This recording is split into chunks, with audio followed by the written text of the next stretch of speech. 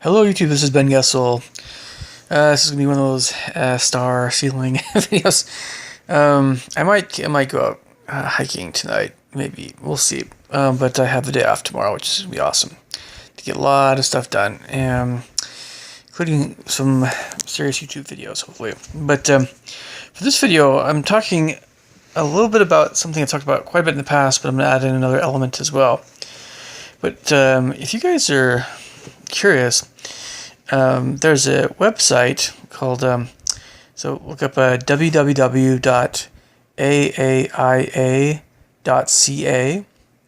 Again, that website's www.aaia.ca, and it has to do with allergies and asthma information. And they kind of group a whole bunch of different foods in different groups. So it's just handy to have that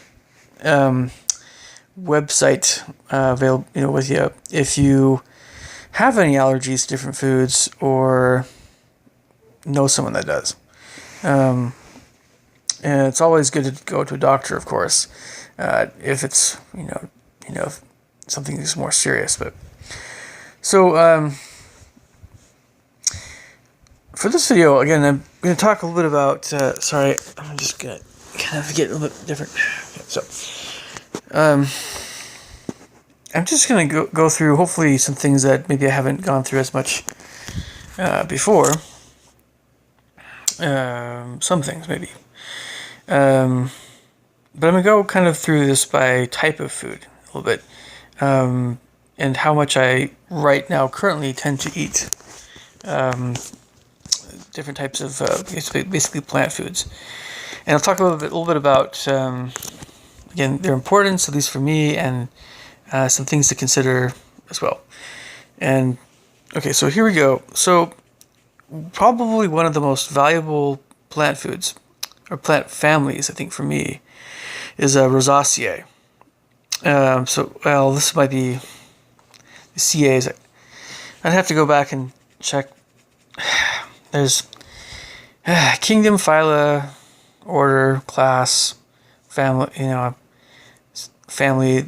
So basically, I know we're talking about class or family in that range, and not quite on the level of order, but either class or family, I can't remember which one we're talking about here. But with Rosaceae fruits, we're talking about the lion's share, at least half, not more, of all the temperate fruits.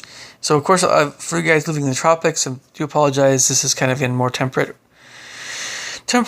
climate focused here, but and I'm going to leave out some plant families. Some plant families don't have a lot of foods that you can get from them. I know which ones they are, but I'm focusing on kind of the big ones, at least for my diet.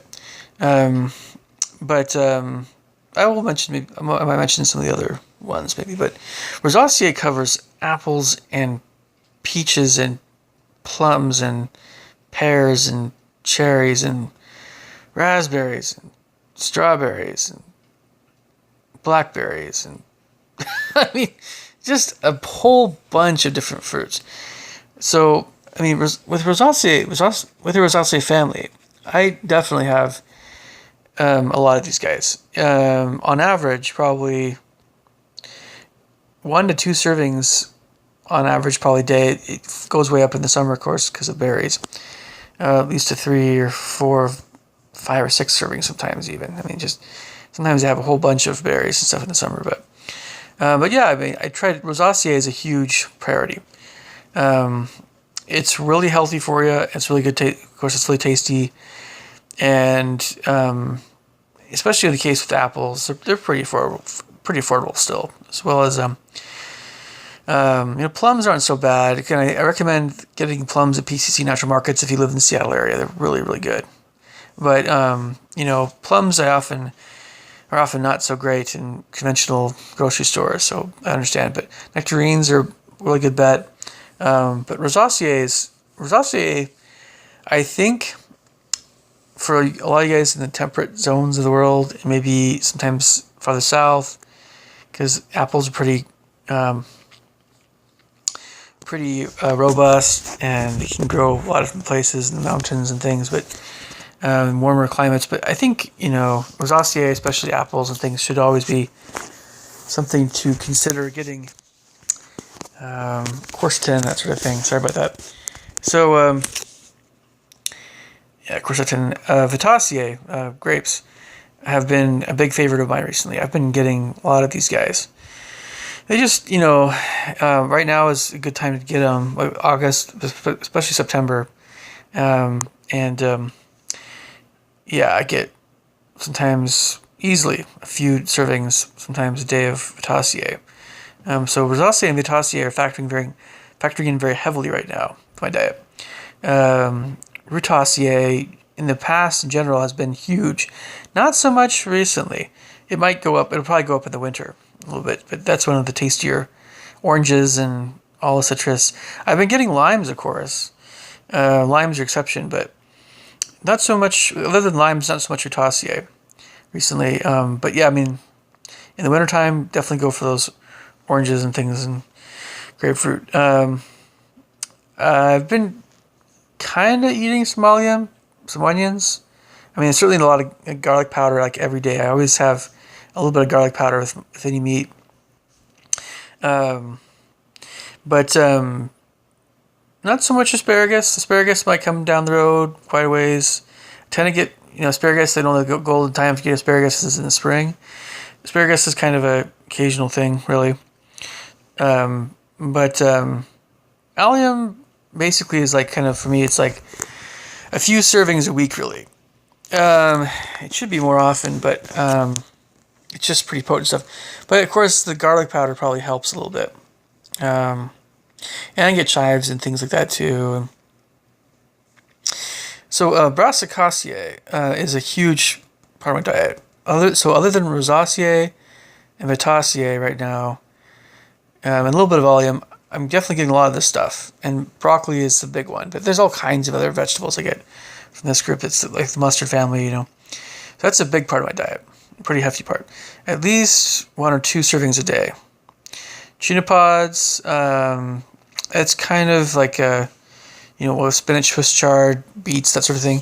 That's kind of more like a once or twice a week thing recently.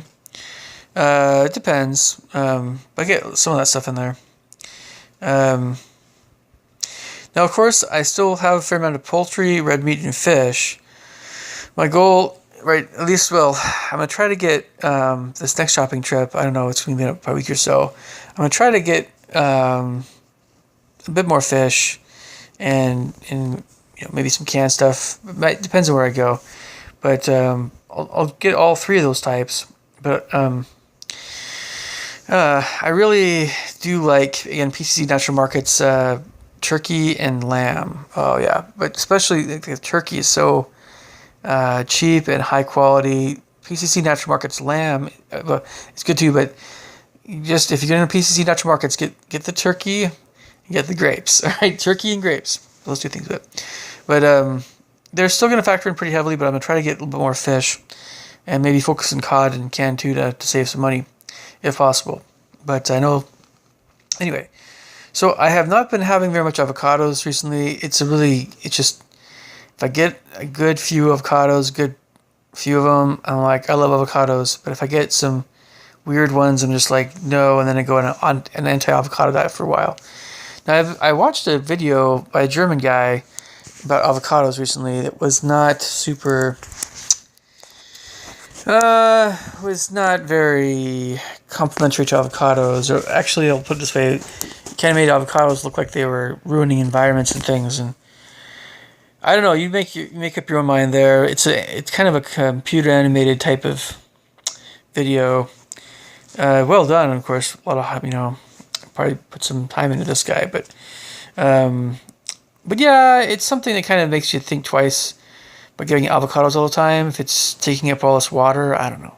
You'll have to make up your own minds about this, but I know avocados factor in pretty heavily with a lot of people's diets. I just know for me, I'm not really eating them so much right now. I'm kind of taking an avocado break, right? I'll get some cinnamon here and there with Lamiaceae, but yeah, it's not really factoring in so much. And with bananas, it's more Aceae, I think. Yeah, they're kind of here and there, once or twice a week. Um, they're always really cheap though, so bananas are always a good thing to get, of course. So Asteraceae Napiaceae with all the salad veggies. So I just got celery recently. I just haven't got a chance to look at it. I've been just cutting down on fresh veggies, which I know you want to get more fresh veggies, but it's so hard to get to them sometimes. Just depends on your schedule. But I should get some lettuce at some point. I don't know when, but Asteraceae is kind of a low part of my diet. Apiaceae, a little bit more, but we're just not talking very much right now with those guys. So we'll try to get more of those guys sometime in the future. But Solanaceae I've been eating more potatoes recently. A little bit, well, yeah, somewhat. And potatoes kind of my main starch, I think, right now. But I don't really eat a lot of starches anyway. Just not too much at all. So, and then with other kinds of foods in Solanaceae, not so much. Not really. It's mainly just been potatoes. A little bit of dates from the palm family. Again, so per week, I think Solanaceae is like probably, on average, probably 3 to 4 servings a week. Maybe a bit more. Just depends. But when I have, kind of like eggs, when I have potatoes, I like to have a bunch of them at once. Or at least 2 or 3 of them. Dates, probably a few times a week. Maybe less. It just varies. It kind of fluctuates. Ericaceae, I've got some blueberries, but I just haven't got to them yet. So not so much those guys right now. Malvaceae, like chocolate and stuff. Not really very much chocolate either. I haven't really had any. Well, a little bit, but Poaceae, so I haven't. Let me see. Rice, maybe a little bit, but only at a Pokeball place, and not really too much other grains. Not really. Fagaceae, so walnuts and things. Not so much those guys right now. Not really. Fabaceae with beans.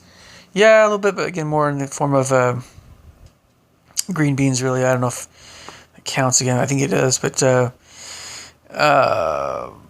not really a whole lot of those guys either. And Jugladaceae. I think I got some of these guys mixed up. I think walnuts are Jugladaceae. Anyway, we got some of these nut families and bean families kind of thing. And the Anacardiaceae, cashews and pistachios. Not a whole lot of those guys. So really not a whole lot of, I've had peanuts. I think peanuts actually, I forgot about peanuts. Peanuts are probably by far the most, I guess you could say Fabaceae type foods. I've been having, really. So easily probably a few servings a day. So really, it's kind of, and then there's just, a little bit of other stuff here and there. Herbs from Laraceae and things, but mainly my diet's been just peanuts for the most part.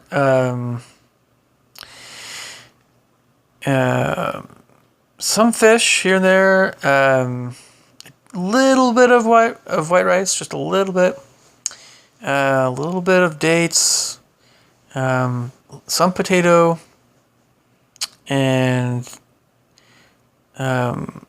some red meat and poultry, mostly turkey, lamb, or beef, and a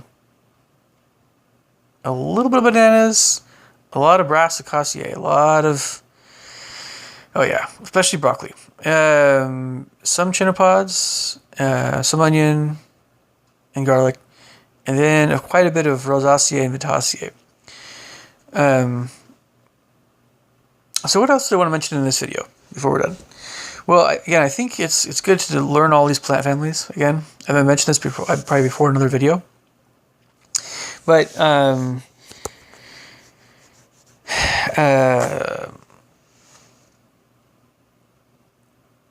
sorry, I'm trying to train of thought here. I've noticed that a lot of people talk about how potatoes are the best starch, right? It doesn't interfere. Something having to do with phytic acid and stuff. I can't remember everything, but I've noticed that, potatoes are a nice addition to a kind of a mix of animal food, like meat and produce diet. I try, for the most part, it's like a half and half. For me, it's a lot of times. Or I try to get maybe a bit more, but produce is just less calorie dense, so more of it on your plate, but the meat takes up more calories. But basically, potatoes plus fruits and vegetables plus your fish, poultry, meat is what I've mostly been eating. And I've talked to another one of somebody I know who I teach French lessons to, who is a lacto vegetarian. And, I'm going to try in the future at some point, I don't know when, to, eat more beans or nuts and a little bit less animal foods. But animal foods tend to, I don't know, it's nice having a big turkey, not the dark meat turkey. Like, it's nice having some turkey in the morning, turkey and eggs, man, along with some other like fruits and things and a little bit of whatever else we want to do, potato. But it just tides me over until late, Then I can get something else, in the evening. But I've been doing like 2 meals a day, sometimes 3. But the third one's kind of like a small one, or like a fruit one with a little bit of nuts or something. And it is, I'm just feeling great. But that's the thing about fish to a lesser extent, but poultry and meat, if you get high quality stuff, it just fills you up for a long period of time. You don't have to eat for quite a while. That's what I like about it. I think a lot of busy folks try to get some of that stuff on our diets because, it helps us just be able to have 2 meals a day, which is a lot of times just fine if you're not super active, especially. Anyway, I'm going to wrap this video up, but let me leave your thoughts and comments below. I'll catch you guys later. Thanks. Bye.